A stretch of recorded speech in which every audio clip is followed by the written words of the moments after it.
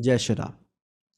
दोस्तों, कुंडली फलित में लग्नेश की बहुत भारी उपयोगिता होती है, जैसा कि हम सभी जानते हैं।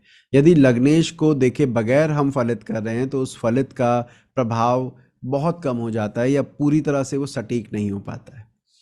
पर क्या आप जानते हैं कि कुछ ग्रह ऐसे भी हैं जो लग्नेश से भी कहीं ज़्यादा महत्वपूर्ण होते हैं?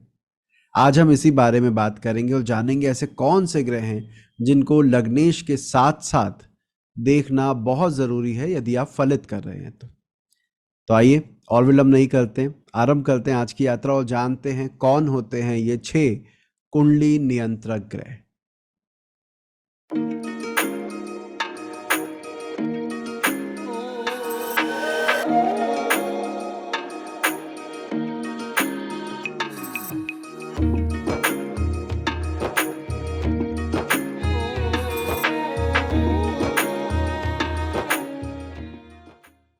सबसे पहले तो ऋतु जी, तरुण भाई, प्रियंका जी, आप सभी का स्वागत। आप लोगों ने समय दिया इस विषय पर चर्चा के लिए।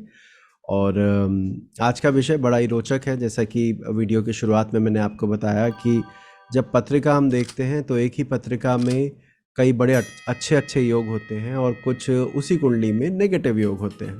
और जब हम फलित कर रहे होते हैं, जातक को बताते हैं, तो कब कौन सा घटित होगा ये दशा पर और गोचर पर निर्भर करता है कि पहले कौन सा मिलेगा, पहले बुरा होगा या अच्छा होगा। लेकिन इन सब के बीच एक ऐसा ग्रह बहुत इंपॉर्टेंट हो जाता है जिसकी ताकत कुंडली में बहुत ज़रूरी है कि उसको बलि होना ही चाहिए अच्छे योगों को ज़्यादा फल लेने के लिए और बुरे योगों का कम बुरा फल लेने के लिए। तो वो कौन सा ग्रह होगा तरुण भाई, आपसे चालू करते हैं। सर डेफिनेटली लग्नेश, लगन लॉर्ड। बिल्कुल सही बात है कि लग्न लॉर्ड एक ऐसा इम्पॉर्टेंट प्लैनेट है जो आपकी कुंडली में अच्छे या बुरे योगों की जो इंटेंसिटी है, जो उसका खराब या अच्छा फल मिल रहा है, उसमें परिवर्तन कर सकता है। शायद यही कारण है कि जब कुंडली में कभी भी राजयोग या अच्छे अच्छे योगों की बात होती है तो हम बोलते हैं कि लग्नेश बली हो तो ये फल ज़्यादा अच्छे मिलेंगे, और अगर लग्नेश बली नहीं है तो इसके फल इतने अच्छे नहीं मिलते, राजयोग होने के बाद भी परिणाम नहीं मिलते। ऋतु जी, आप कुछ इस बारे में कहना चाहें, बताना चाहें प्लीज।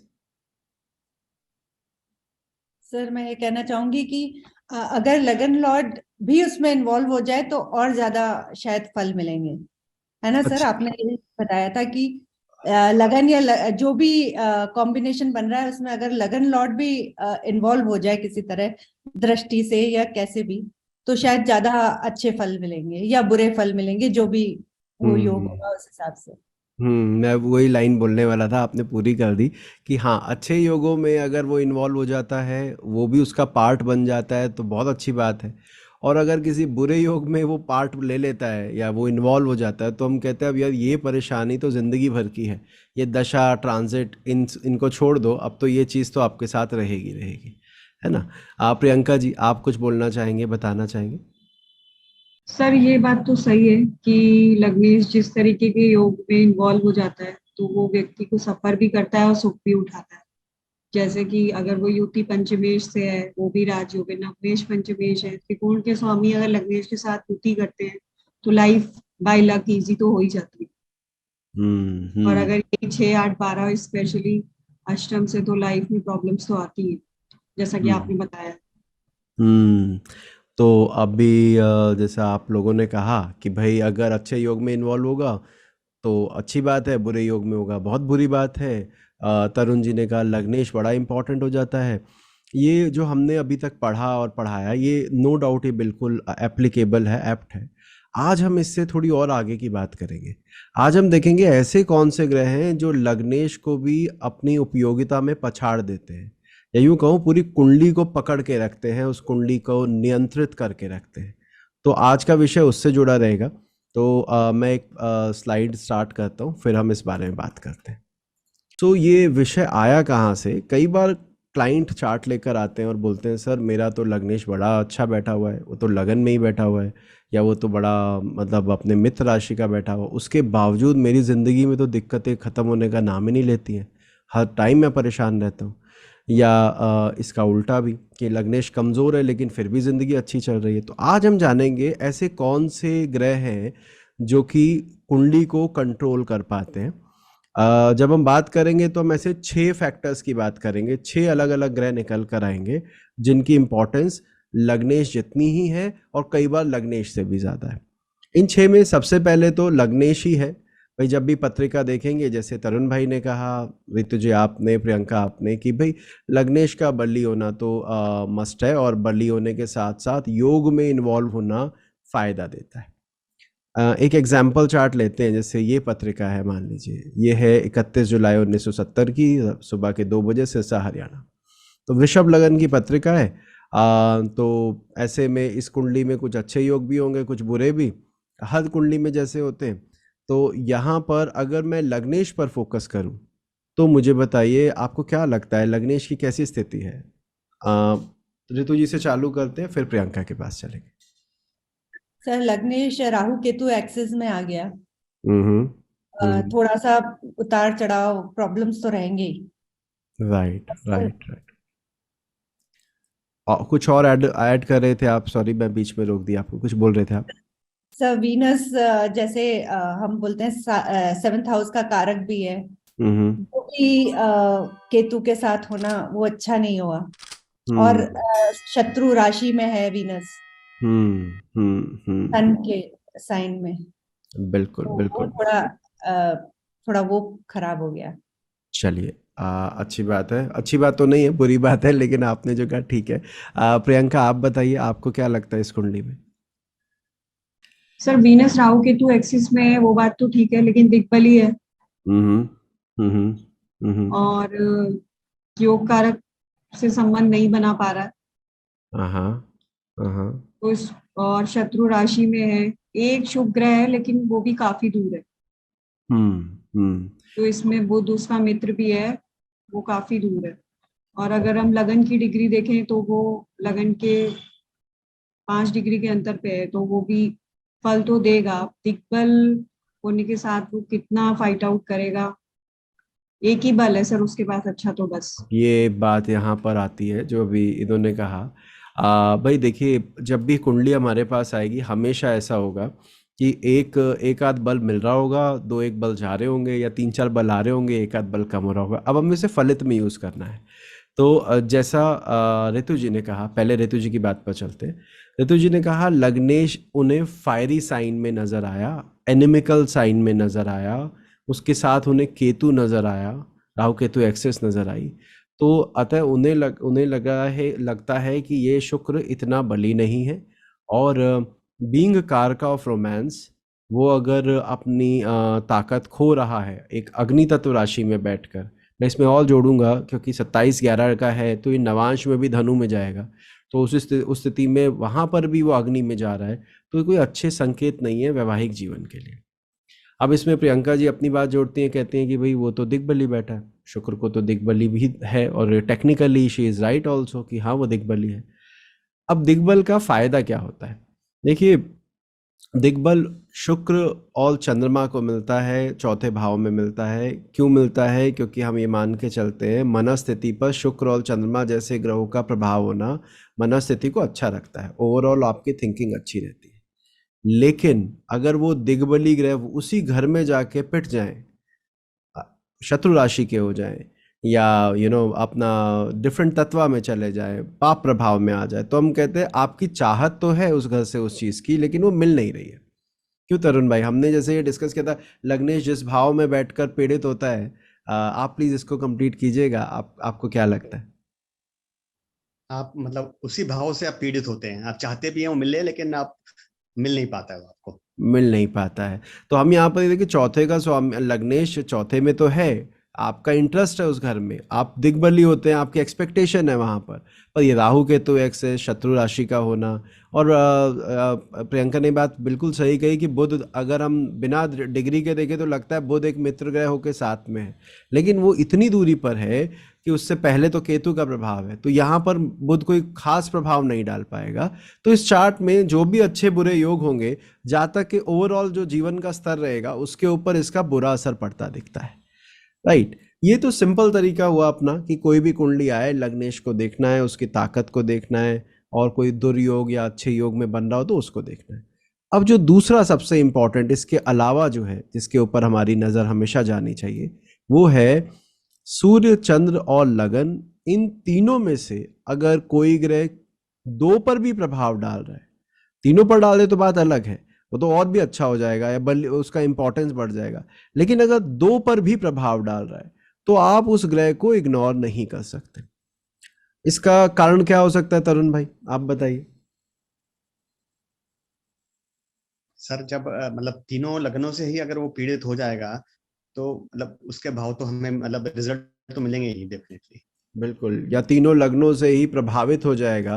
पीड़ित के अलावा अगर शुभ प्रभाव भी आ गया तो उसके प्रभाव तो मिलेंगे। और 3 लगन आप यहाँ पर सूर्य लगन, चंद्र लगन और जन्म लगन की बात कर रहे हैं, है ना। जी।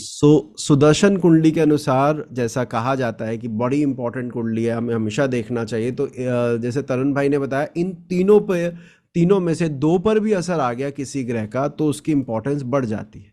जरा देखते हैं इस चार्ट को और इसमें देखने की कोशिश करते हैं। प्रियंका, आपसे चालू करते हैं। पहले आप बताइए, आपको क्या लगता है कौन सा ऐसा ग्रह है जो कि लगन पर, चंद्रमा पर और सूर्य पर, इन तीनों में से कम दो पर तो असर डाल रहा है? सर लगन, सूर्य लगन और लगन कुंडली तो सेम ही बनेगी। बन गई। ठीक है, लग्नेश वीनस हो गया। हाँ, हो गया। हाँ, तो ऋतु जी आप बताइए, आपको क्या लगता है कि लगन पर, सूर्य लगन और चंद्र लगन, इनमें से किस पर प्रभाव है?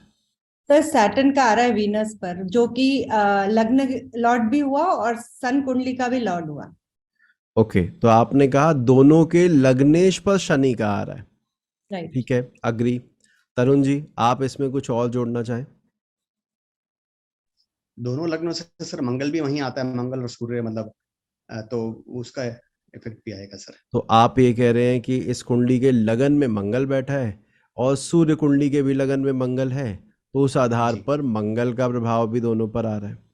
ठीक है, इसी प्रकार हम गुरु की बात करें तो प्रियंका जी, आपको लगता है किसी दो फैक्टर पर गुरु का भी असर है? सर जुपिटर देख रहा है सन कुंडली को और लगन कुंडली को, उसका ओके। प्रभाव दोनों पे ही आ रहा है, जी जी जी जी जी। मार्स का आ रहा है। तो इन शॉर्ट हमने 3 ग्रहों पर ध्यान दिया। जो अभी आपने बोला, आपने कहा मंगल का प्रभाव लगन कुंडली और सूर्य कुंडली पर, जो तरुण भाई ने कहा। ऋतु जी ने कहा शनि का प्रभाव जन्म कुंडली के लग्नेश और सूर्य कुंडली के लग्नेश दोनों पर। या इसको मैं ऐसे बोलूं, ऐसे तो बुध का प्रभाव भी लगन कुंडली का लग्नेश भी बुध के घर में है, सूर्य कुंडली का लग्नेश भी बुध के घर में है। ठीक है, और बुध उसके साथ भी बैठा है, खाली बुध के घर में नहीं गया, बुध उसके साथ भी युति करके बैठा है। तो अगर मुझे इस पे इंपॉर्टेंस देनी हो, अब यहाँ पे मल्टीपल प्लैनेट आ गए, अब हमने क्या करना है, सबसे पहले तो लगन जो बैठा है, जो पोजिटेड है, उसके रिजल्ट को आपने हाईलाइट करना है। तो एग्जाम्पल के लिए इस कुंडली में हमें मंगल पर सबसे ज्यादा ध्यान देना होगा कि मंगल का प्रभाव जो उग्रता का है, क्रूरता का है, बोल्डनेस का है, उसका प्रभाव सबसे ज्यादा आएगा। और उसके बाद अगर हम दूसरे वाले पार्ट पर जाएं, बृहस्पति का प्रभाव लेंगे। जो आपने लग्नेश पर प्रभाव देखा कि भाई लगन, दोनों लग्नों के अधिपति किस राशि में गए, वो ये इंडिकेट करेगा इंटेलिजेंस लेवल कैसा है, ओवरऑल बिहेवियर कैसा है। पर लगन पर पड़ने वाला प्रभाव को सबसे ज्यादा जरूरी है देखना और सबसे पहले देखना चाहिए।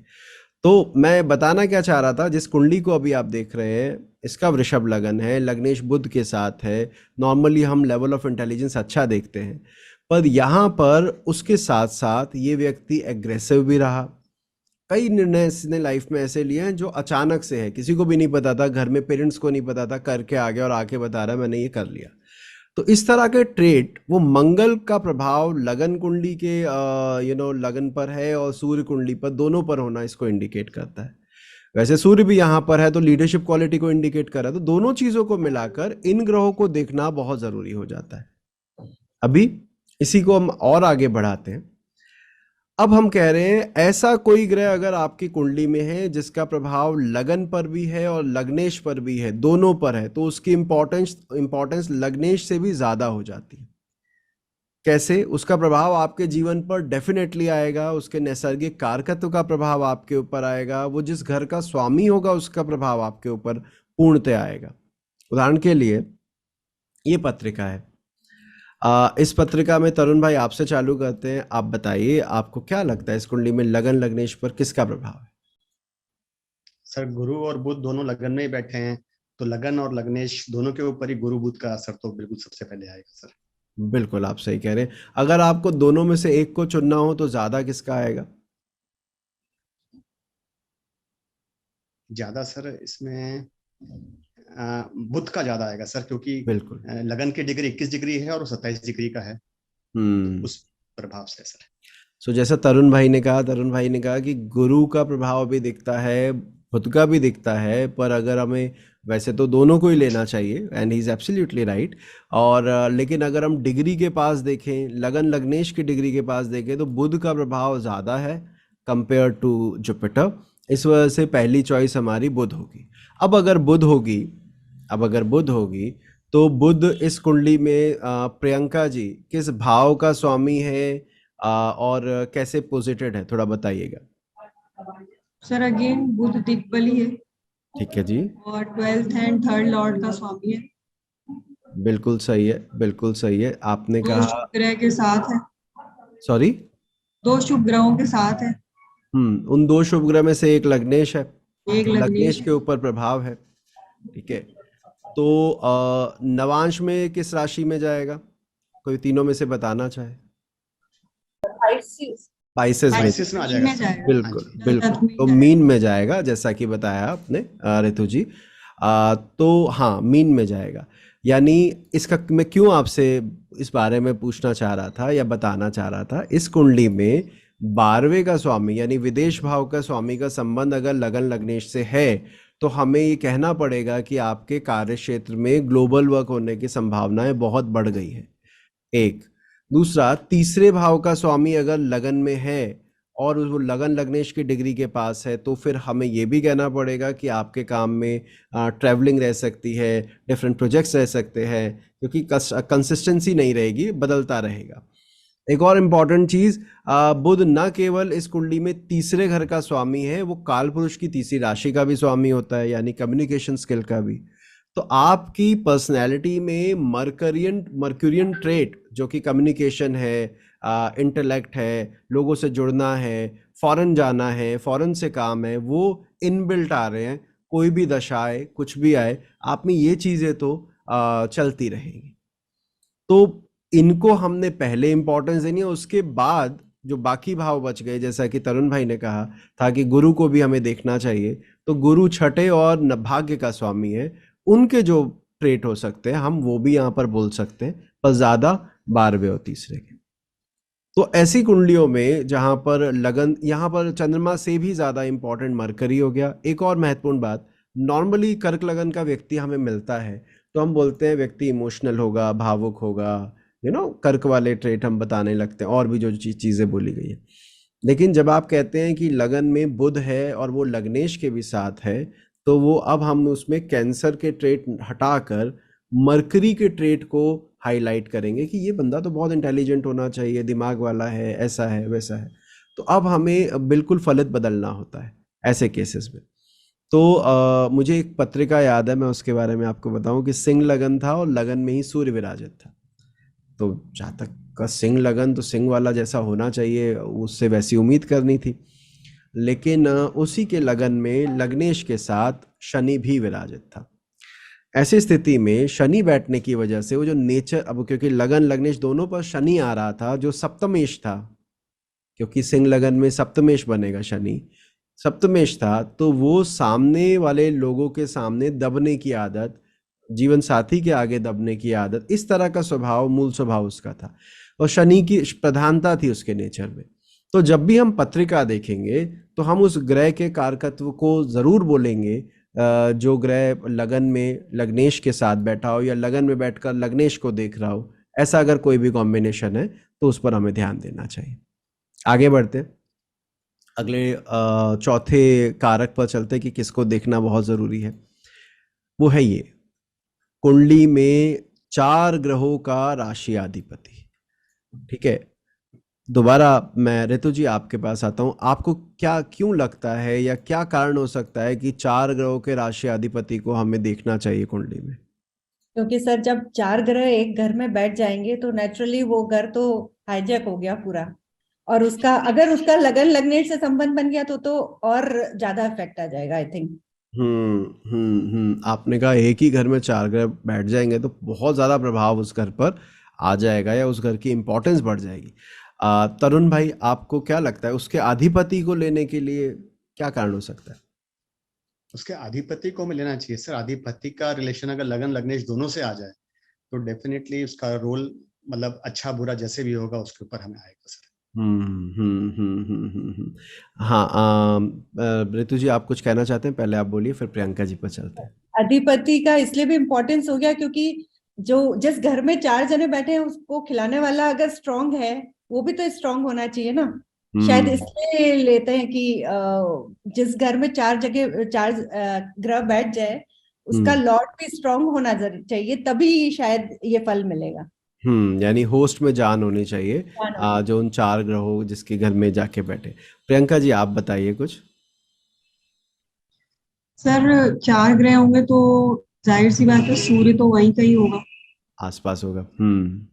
तो एक तरीके से वो जो आपने इससे पहले बताया कि सूर्य कुंडली, चंद्र कुंडली, लग्न कुंडली, तो एक फैक्टर तो उसने वहीं हाईजैक कर लिया, सबसे इम्पोर्टेंट। वैसे भी सूर्य को आत्मा का कारक मानते हैं, तो सर वो ग्रह उसका लॉर्ड और उसमें सूर्य की डिग्री को कंसिडर करके प्रेडिक्शन पूरी बदली जा सकती है चार्ट की। फाइन। तो इन्होंने बताया कि अधिकतर जब 4 ग्रह की युति होगी तो संभावना पूरी बनी रहती है कि सूर्य उस युति में हो। सूर्य कुंडली अपने आप में एक इम्पॉर्टेंट फैक्टर है, वो आत्मा का कारक भी है, तो उसको भी लेना बनता है। एक और इम्पॉर्टेंट चीज़, जब आपके 4 या 5 ग्रह इकट्ठे किसी घर में हो गए तो आप देखिए दशाएं जब चलेंगी तो स्वाभाविक सी बात है उन 4-5 में से 2-3 की दशा तो आप देख ही लोगे। तो उन 2-3 की दशा देख लोगे तो जिस राशि में वो योग बना उसका प्रभाव आप पर आएगा। उसके अधिपति की जान होना ना होना बताएगा कि उस दशा में आपका क्या हाल रहने वाला है। तो इस केस में जो अभी हम देख रहे हैं कि 4 ग्रह जहां बैठ जाए उसके अधिपति को जरूर देखना चाहिए और उसकी स्ट्रेंथ को चेक करना चाहिए। एक केस देखते हैं जरा। ये है 12 फरवरी 1962 का 11 बजे कालीकट केरला का। सो इस कुंडली में लग्नेश हमें दिख रहा था कि मंगल है, 10th हाउस में दिग्बली बैठा है, उस आधार पर अच्छी बात है। ऋतु जी आपसे चालू करते हैं, फिर दोबारा आगे बढ़ेंगे। आपको क्या लगता है इस कुंडली को देखकर कुछ बताना चाहेंगे? सर इसके लिए 10th हाउस तो बहुत इंपॉर्टेंट हो गया। वैसे भी मेष लग्न है तो उनके लिए तो 10th हाउस बहुत इंपॉर्टेंट होता है। प्लस वहाँ मार्स बैठा है, सूर्य बैठा है, वो भी दिग्बली है, और सूर्य कुंडली से भी सैटर्न जो लग्नेश बना वो भी वही बैठा है। और उसका जो सूर्य कुंडली का बस सर इतना ही। ठीक है, तो आपने कहा 10th हाउस इंपॉर्टेंट हो गया और लग्नेश भी वहीं बैठा है, फिर मेष लगन में भी 10th हाउस इंपॉर्टेंट होता है। पहले प्रियंका जी फिर तरुण भाई के पास चलते हैं।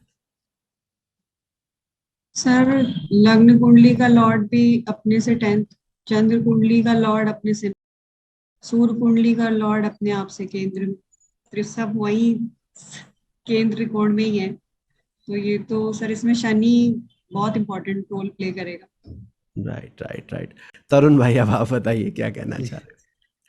सर 12 घरों में से 9 घरों के मालिक तो वहीं बैठे हैं सर, एक ही घर के अंदर। अरे वाह।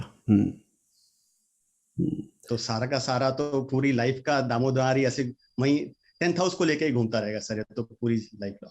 बिल्कुल आई एग्री। इसमें अब कुछ चीज़ें समझते हैं। No doubt 10th house important है, जो आप लोगों ने कहा। प्रियंका जी ने भी ऐड किया था कि 10th हाउस में गया है लग्नेश और बाकी ग्रह।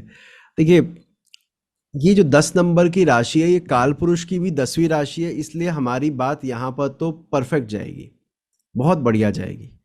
लेकिन अगर ये मिथुन लगन होता और ये मीन में बैठे होते 12 ये 9 घर के स्वामी या ये जो 6 ग्रह जो जितने भी ग्रह हैं, तो हमें कहना पड़ता कि आध्यात्म, 12वां भाव और ये जो बृहस्पति के ट्रेट है वो ज़्यादा मिलेंगे।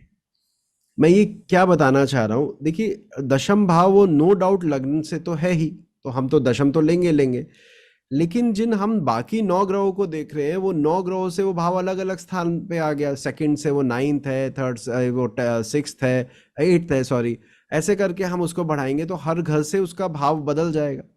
लेकिन जो काल पुरुष की राशि वो वहां लिखवा के लाया है वो नहीं बदलने वाली, वो तो अपनी वही रहने वाली है, उसका तत्व वही रहने वाला है। कि अगर ये व्यक्ति मेरे पास आए और बोले साहब मेरी कुंडली में क्या है, भाई पृथ्वी तत्व राशि में तेरी कुंडली में कितने चंद्रमा भी बैठा है, ये सारे ग्रह भी बैठे हैं, तो आप में धन को लेकर, रिसोर्सेस को लेकर, मुझे कुछ कमाना है जनरेट, उसको लेके मन में भाव बहुत रहेंगे, आप हार्ड वर्किंग रहेंगे वगैरह वगैरह। तो आपकी बात से मैं पूर्णतः सहमत हूं कि जिस भाव में जाता है उसकी इंपॉर्टेंस बढ़ जाती है। अब उसके राशि अधिपति की बात करते हैं क्योंकि वो बहुत महत्वपूर्ण है। राशि अधिपति यहां पर बना उसका जो जितने सारे ग्रह शनि। अब यदि ये शनि इसी पत्रिका में डिग्री वाइज सूर्य शनि की युति क्लोज होती, यानी सूर्य 29 का ना होके 11 या 12 का बैठा होता और पूर्णतः शनि पर प्रभाव डाल रहा होता, ठीक है, या 10 का बैठा होता और हम कहते कि इस घर के मतलब शनि से एक ग्रह जो पीछे बैठा है वो सूर्य है और आगे बैठा है वो मंगल है, तो हम कहते हैं हेम्ड बिटवीन मेलेफिक प्लैनेट, जो हम पढ़ते हुए बताते पाप मध्य में बैठ जाता, तो वो स्थिति बहुत गंभीर हो जाती, ठीक है। यहां पर अगर यही मंगल से पहले बुध होता तो हम और बढ़िया बताते, क्योंकि शनि के ऊपर मरकरी का प्रभाव ज्यादा आ रहा है और मरकरी वक्री होकर शनि की तरफ आ रहा है, उसको हम ऐसे देखते। तो कुल मिलाकर जिस ग्रह की राशि में गया यहां पर वो मध्यम बली है, मतलब ऐसा बहुत बली भी नहीं कह सकते और कमजोर भी नहीं कह सकते। तरुण भाई अगर मुझे हेल्प करो, या ऋतु जी आप हेल्प करो इस बारे में कि ये शनि किस नवांश में होगा। सर ये होगा सर ये मेष में आएगा सर। मेष में आएगा, यानी नवांश में ये नीच हो जाएगा, है ना, नवांश में हमारा शनि नीच हो जाएगा। कुंडली में मंगल के साथ है, नवांश में वो मंगल की राशि में है, ये इंडिकेट करता है वो जो हार्ड वर्क लेबर वर्क की आपने बात की वो बढ़ जाएंगे, जीवन में उतार चढ़ाव बढ़ जाएंगे, करियर हार्ड वर्क एफर्ट बहुत इंपॉर्टेंट हो जाएंगे। तो इस चार्ट के लिए हम पॉजिटिव से ज़्यादा एफर्ट वाला, मेहनत वाला चार्ट हम इसको बोलेंगे। जातक के बारे में बता दूं 1962 का चार्ट है, तो अब आप समझ ही चुके हो, काफ़ी कुछ अपने जीवन में देख चुके हैं। उस आधार पर देखें तो मल्टीपल टास्क किए, फेल हुए, दोबारा किए, फिर फेल हुए, मतलब ये बंदा कहता है कि सर मैं अपने हर काम में पहले अर्श पर जाता हूँ, फिर मैं फर्श पर आता हूँ, फिर मैं दूसरा काम चालू करता हूँ जीरो से, फिर मैं ऊपर जाता हूँ, फिर मैं नीचे आता हूँ। ये जो राहु केतु एक्सेस कह लीजिए या वो जो शनि का प्रभाव कह लीजिए, ये कॉन्टिन्यूटी में इसके हार्डवर्क कभी खत्म नहीं हुआ है। और आज जब इसकी उम्र लगभग 70 साल है, 70 साल है, 60 साल है, जो भी उम्र है, 70 के आसपास हो गए शायद, तो जो भी एज इनकी, उस एज में भी ये व्यक्ति वर्किंग है और आगे भी वर्किंग ही रहेंगे। मतलब इनको चार्ट भी ये बोलता है, जातक का अपना मन भी यही है कि मैं बैठ ही नहीं सकता हूँ खाली। तो यहाँ पर इस तरह के प्रभाव को हमें देखने को मिलता है जब ये कॉम्बिनेशन मिलता है, जब मल्टीपल प्लैनेट की कंजंक्शन होती है। इसी तरह एक और महत्वपूर्ण का योग है जिसको देखना चाहिए लग्नेश के अलावा, अगर कोई ग्रह लगन के अंशों पर लगन में ही बैठ जाए, मैंने देखा है कि ये इतना ज्यादा प्रभावशाली हो जाता है कि पूरी कुंडली का प्रभाव एक तरफ, ये अकेला ही काफी है रिजल्ट देने के लिए, ठीक है। ऐसा क्यों होता होगा प्रियंका जी? सर भाव मध्य बन गया हो तो पूरे ट्रेड्स वो ग्रह ले लेगा, लगन में ही बैठ गया। एग्जाम्पल सर वृश्चिक में मंगल बिठा दो आप सेम डिग्री पे। राइट, आपने कहा कि लगन में बैठ गया तो भाव मध्य पर बैठ गया तो उसका पूर्ण प्रभाव आना चाहिए एक। लगन के अंशों में अगर लगन पर कोई ग्रह बैठा है, हाँ बोलिए ऋतु जी। सर अगर लगन के अंशों पे कोई ग्रह बैठेगा तो वो सेम उसी के ट्राइन में जाएगा ना सर, ऐसा कुछ ऐसा होगा ना सर? ऐसा होगा, कहाँ ट्राइन में जाएगा वो बताओ? D9 में। D9 में, ओके। तो आपने कहा कि अगर कोई लगन के अंशों में बैठेगा तो वो नवांश कुंडली में भी त्रिकोण में ही आएगा, ये बात आपकी सही है। और एक और बात, जब आपने नवांश छेड़ दिया तो अगर लगन के अंशों के पास, बहुत पास अगर लगन में कोई ग्रह बैठा है तो हर वर्ग कुंडली में उसके लगन में आने की संभावना प्रबल हो जाती है। तो जीवन का कोई भी क्षेत्र हो, हम ये पढ़ाते हैं कि वर्ग कुंडलियों में जीवन का अलग अलग क्षेत्र देखा जाता है। कहीं से विवाह देखते हैं, कहीं से करियर देखते हैं, कहीं से भाई देखते हैं, माता पिता देखते हैं। सब में आप कॉन्टिन्यूटी में एक ही ग्रह को अगर लगन में लिए जाए जा रहे हो तो इसका मतलब है उस ग्रह का प्रभाव जीवन के हर क्षेत्र पर आपके रहेगा। तो फिर वो दशा गोचर क्या चल रहा है उससे कोई फर्क नहीं पड़ता, आपके ऊपर उस ग्रह का प्रभाव तो पूर्ण रूप से आएगा। बाई चांस की बात है, प्रियंका जी ने अभी कहा था कि सर वो वृश्चिक लगन में बैठा मंगल। हमने लगन तो देखो इस जातक का भी वृश्चिक ही है, लेकिन यहाँ लगन में मंगल नहीं बैठा, बृहस्पति बैठ गया। अब बृहस्पति यहाँ पर अगर हम ध्यान से देखें तो लगन 1548 का है और ये 1507 का है। मैं ये कहूँगा अगर ये 1 डिग्री से कम का अंतर है तो इस कैटेगरी में, जो हमारी 5वीं कैटेगरी है, उसमें हमें इस ग्रह को लेना चाहिए। ठीक है, कोई भी ग्रह हो। अब ऐसे में अगर मुझे फलित करना हो तो क्या कह सकता हूँ मैं, बताइए मुझे।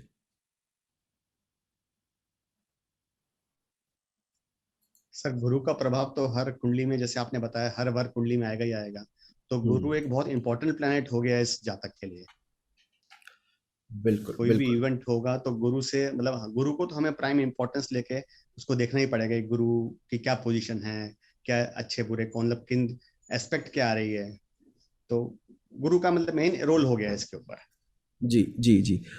एक तो ये बात हुई, अगर मैं पहले वाले पॉइंट से चलूँ जो प्रियंका ने बोला था कि धनाधिपति लगन में भाव मध्य पर बैठा है, लगन की डिग्री पर बैठा है, तो धनाधिपति का लगन में होना, जितनी भी परेशानियां उतार चढ़ाव जीवन में आ जाएं, आपके पास आर्थिक रूप से इतना पैसा, आप भगवान की कृपा से आपके पास सदैव रहेगा कि आपके काम नहीं रुकेंगे।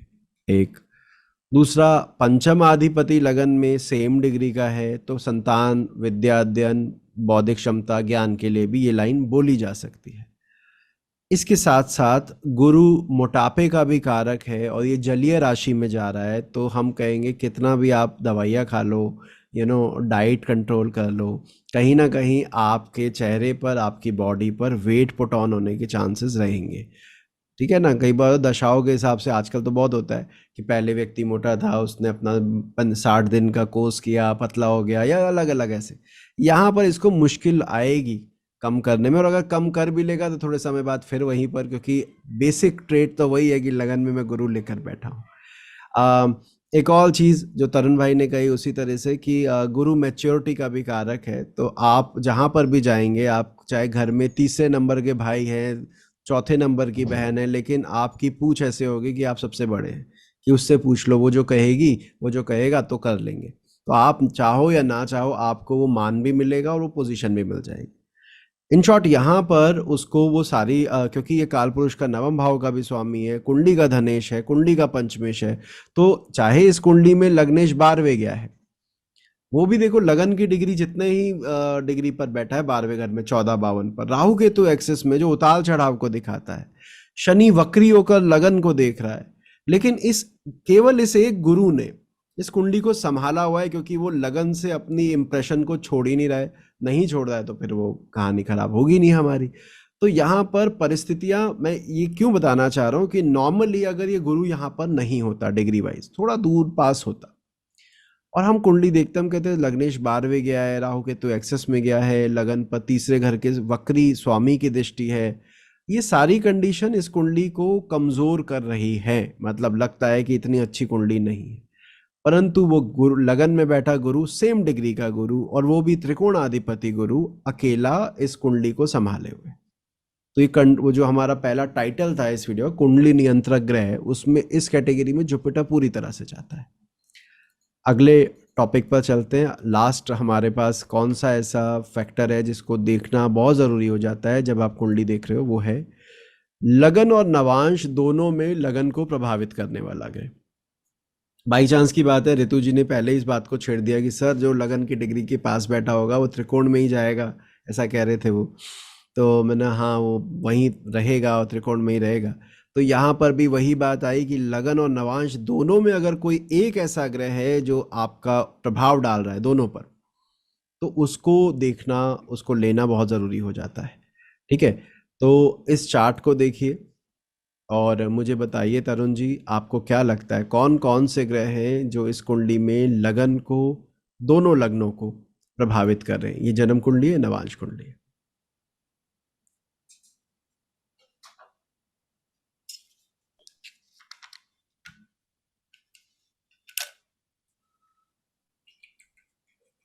सर शनि और मंगल का दोनों का प्रभाव, मतलब शनि और मंगल यहाँ पे मतलब लग्नेश के साथ बैठे हैं D1 में शुक्र के साथ, और D9 में भी शनि मंगल मतलब शुक्र को जो कि उसका डी लॉर्ड सर लगन लॉर्ड था, उस दोनों को प्रभावित कर रहे हैं उसमें सर। आपने कहा शनि की जो दृष्टि है, जो जन्म कुंडली में चौथे भाव में बैठकर लगन को देख रहा है, नवांश कुंडली तक उसकी वही स्थिति वैसी ही बनी रही, तो यानी दोनों कुंडली में लगन पर शनि का प्रभाव है। इसी प्रकार आपने ये भी कहा कि इस कुंडली का लग्नेश जो कि शुक्र है वो मंगल के साथ सेम डिग्री पर विराजित है। नवांश में भी वो इस, स्वाभाविक है क्योंकि सेम डिग्री का है तो वहां पर भी डाल रहा है। और इतना ही नहीं, इस कुंडली के लग्नेश गुरु को भी ये मंगल प्रभावित कर रहा है। तो यानी क्या हुआ यहाँ पर, मेरी जन्म कुंडली का लगन और मेरी नवांश कुंडली का लगन दोनों पर शनि का प्रभाव है। मेरे जन्म कुंडली के लग्नेश और मेरे नवांश कुंडली के लग्नेश, लगन कुंडली का नवेश लग्नेश नहीं देख रहे वहां पे, नवांश कुंडली का लग्नेश पर भी मंगल का प्रभाव है। तो अब हमें शनि मंगल के प्रभाव पर ध्यान देना होगा कि अगर इस कुंडली के लिए कोई भी हम फलित कर रहे हैं तो हम शनि मंगल के ऊपर इंपॉर्टेंस दें। अच्छा, अब अगर सेम भाव में बैठकर देख रहा है, जैसा कि आपने देखा शनि यहाँ भी चौथे में, वहां भी चौथे में, तो इसका फलित कैसे करूं भाई? प्रियंका जी, रेतु जी, आप कुछ बताइए। सर 4th हाउस में सैटर्न का बैठना, मदर का इम्पैक्ट तो होगा ही सर। ओके, क्योंकि लग्न कुंडली की माँ का स्वामी, माता जी का स्वामी शनि बनता है। ओके, एक बात और। प्रियंका जी, आप क्या कह रही थी? सर सैटर्न का 4th हाउस में बैठना अच्छा तो नहीं मानते राइट, डोमेस्टिक लाइफ के लिए, ठीक और है। ये D9 में भी वही कर रहा है। सुख में तो कमी करेगा ही सर। जी, आप हाँ, सुख में तो कमी करेगा ही। तो तरुण भाई, ऋतु जी और प्रियंका जी, आपको बताऊं आप कितने सही कितने गलत हैं। ये इन जिनका ये चार्ट है, उनके पिता डिफेंस में रहे और पूरे भारत में दौरा होता था, तो ये फैमिली साथ जाती थी। तो चौथे घर जो हम कहते हैं ना, पुणे इनका जैसे जन्मस्थल आप देख रहे हैं, वहाँ पर रुके नहीं हैं, ग्रिप नहीं बनी है, पूरी ज़िंदगी अलग अलग शहरों में घूम रहे। और जब इन्होंने मुझसे बात भी की तब भी किसी दूसरे शहर में बैठे थे। ठीक है, ये जिक्र कैसे आया, क्योंकि इनके जो यंगर सिबलिंग थे उनका बर्थ प्लेस किसी ऐसे एरिया का था। मैंने कहा तो काफ़ी आइसोलेटेड एरिया, यहाँ कहाँ पहुँच गए? तो कहे सर वो फादर डिफेंस में थे, मैं वहाँ हुई, वो वहाँ हुए, और हमने ऑलमोस्ट अलग अलग शहर कवर किए हैं पूरी पढ़ाई के टाइम।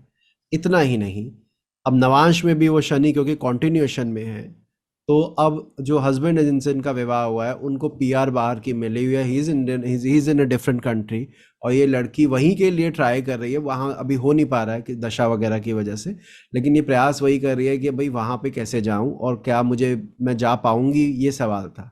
तो जो हम यहाँ शनि के नकारात्मक फल को देख रहे हैं वो उनके सवाल के लिए सकारात्मक हो गया, क्योंकि वो अपना जन्मस्थान छोड़कर दूसरे देश में जाना चाह रही हैं। तो शनि का प्रभाव रहा, दोनों जगह पे रहा, जैसा कि आप लोगों ने बताया कि शनि प्रभाव डालेगा। अब यहाँ पर एक और चीज़, हम इसका लगन तो तुला दिखता है, तो वो शुक्र वाला प्रभाव होना चाहिए, और लग्नेश शुक्र मकर राशि में बैठा है जैसा कि आप देख रहे हैं। वैसे तो यहाँ पर वो प्रिंसिपल भी लगा कि लगन लग्नेश दोनों पर किसी कॉमन ग्रह का प्रभाव हो तो वो ग्रह कब आपके लिए इंपॉर्टेंट हो जाता है, उस कैटेगरी में भी शनि आ जाएगा, राइट। अगर हम चार्ट को देखें तो उस आधार पर यहाँ पर ये दिखता है कि शुक्र का लग्न होने के बावजूद ये जातिका उतनी, हाउ शुड आई से, वो वीनस प्रभाव इतना नहीं है जितना सैटर्न का प्रभाव है। ठीक है, कार्य क्षेत्र इनका इंटीरियर डिजाइनिंग का है, उस आधार पर शुक्र शनि दोनों इन्वॉल्व हो गए, शुक्र भी आया तो शनि भी आया, क्योंकि काम में आपने उसको इस्तेमाल किया, तो यहाँ पर शनि की उपयोगिता बढ़ गई। तो कुल मिलाकर हमने आज जो 6 फैक्टर पर बात की, ये 6 के 6 फैक्टर बहुत महत्वपूर्ण हो जाते हैं। अगर कुंडली का फलित कर रहे हैं तो केवल लग्नेश पर रुक गए तो वहाँ पे मामला गड़बड़ा जाता है। तो वैसे तो आप लोग इस बारे में जानते हैं, आपने पार्टिसिपेशन भी बड़ा अच्छा किया इस विषय के ऊपर। तो और कुछ आप इस बारे में बताना चाहें, पूछना चाहें तो प्लीज बोलो। सर ये जो जुपिटर वाला चार्ट था जिसमें आपने लगन में जुपिटर वाला वृश्चिक वाला, हाँ उसमें तो सर त्रिकोण में 2 शुभ ग्रह भी थे, वैसे भी तो लाइफ अच्छी हो जाएगी। वो भाई, भी तो तो पूरा वक्री शनि का प्रभाव लगन पे होना, लग्नेश का कमजोर होना, जो पहला पॉइंट था हमारा क्या था वही सूर्य लगन और इस डिस्कशन का सबसे पहला हमारा जो प्लैनेट हमने लिया था वो लग्नेश लिया था, जो सबसे लग्नेश। पहले नंबर पे लिया था। वो लग्नेश इस कुंडली में द्वादश भाव में राहु केतु एक्सेस में अफ्लिक्टेड था। उसके बावजूद जब हम अच्छा कह रहे हैं तो वो अच्छा, और मैंने वही कहा कि जिंदगी आपका एक शब्द है कि जिंदगी अच्छी हो जाएगी। हम कह रहे हैं, हम ये नहीं कह रहे कि जिंदगी अच्छी हो जाएगी, हम कह रहे हैं धन की प्राप्ति बनी रहेगी, आपको मार्केट में या आपके घर में सम्मान मिलेगा। हम गुरु वाले कारकत्व को ही बढ़ा रहे हैं, क्योंकि ये लाइन बहुत एक जनरल लाइन हो जाती है कि अरे बढ़िया तो अच्छा ही जाएगा। अब वो व्यक्ति पूछ सकता है अच्छा क्या जाएगा, कहाँ होगा, कहाँ नहीं होगा। तो हमने वहां पर पूरा फोकस हमारा गुरु के ऊपर रहा कि भाई ये गुरु जो है इसके क्षेत्र की वजह से इस जातक को फायदा रहेगा। सर एक वो चार्ट था ना सर एक वो चार्ट था जिसमें 10th हाउस में बहुत सारे ग्रह थे, है ना सर? तो उसमें 2 वक्री ग्रह थे, तो वैसे भी उतार चढ़ाव तो होना ही था उसके कार्य क्षेत्र में, ना सर? बिल्कुल बिल्कुल। अगर 2 रेट्रोग्रेड प्लैनेट होंगे, काल पुरुष की 10वीं राशि में होंगे, तो आपके जीवन में उतार चढ़ाव रहेगा। और यहाँ पर मल्टीपल प्लैनेट का ये इम्पैक्ट था कि एक काम बंद करके दूसरा काम चालू, फिर वो बंद करके फिर तीसरा, मतलब आपने उन सभी कारकत्वों का इस्तेमाल कर लिया जो वहाँ बैठे हैं। वरना ये हो सकता है ना कि मैंने एक फैक्ट्री डाली, नहीं चली तो दूसरी फैक्ट्री डाल दी डिफरेंट प्रोडक्ट की, वो यहाँ पे काम बदलता गया, तो वो चीज़ है। So thank you so much Tarun ji, Ritu ji और प्रियंका, आप लोग आए और इस डिस्कशन में पार्ट लिया। जो दर्शक है उनसे मैं कहना चाहूँगा कि यदि आप इस विषय में कुछ पूछना चाहते हैं तो आप कमेंट सेक्शन में ज़रूर लिखिएगा। कोशिश रहेगी लाइव वीडियो में हम उस क्वेश्चंस को ज़रूर लें। इसके अलावा एक चार्ट अभी जो आप स्क्रीन पर देख रहे हैं, इसके ऊपर आप काम करेंगे, दर्शक काम करेंगे और बताएंगे कि इस चार्ट में कौन से ऐसे प्लैनेट है जो इस चार्ट को कंट्रोल कर रहे हैं। मिलते हैं अगली बार किसी और विषय के साथ। जय श्री राम। जय श्री राम सर। जय श्री राम। शनि शुक्र का मित्र है, फिर भी इन दोनों का संबंध बुरा क्यों? यदि इसको समझना चाहते हैं तो ऊपर दिए गए इस वीडियो पे क्लिक कर सकते हैं और हमारे लेटेस्ट वीडियो के लिए आप नीचे क्लिक कर सकते हैं। मिलते हैं अगली बार। जय श्री राम।